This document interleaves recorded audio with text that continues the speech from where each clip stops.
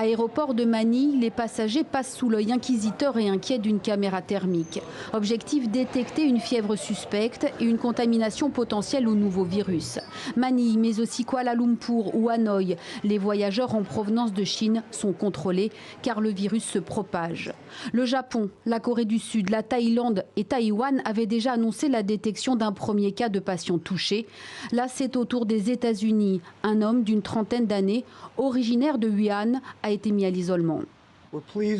Nous sommes satisfaits que le Centre de contrôle et de prévention des maladies ait adopté une politique consistant essentiellement à n'avoir que 5 aéroports aux États-Unis qui recevront des visiteurs sur des vols directs ou en correspondance en provenance de Chine. Ces personnes seront soumises à un protocole de dépistage.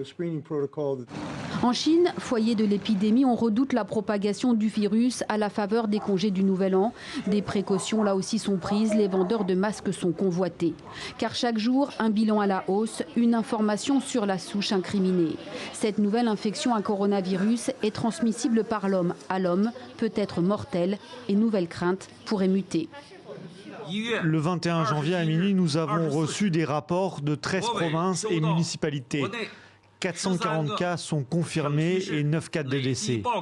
Les recherches prouvent que la maladie est actuellement transmise par les voies respiratoires et qu'il existe une possibilité de mutation virale et un risque accru. L'OMS, l'Organisation mondiale de la santé, doit décider aujourd'hui si l'urgence de santé publique de portée internationale doit être déclarée.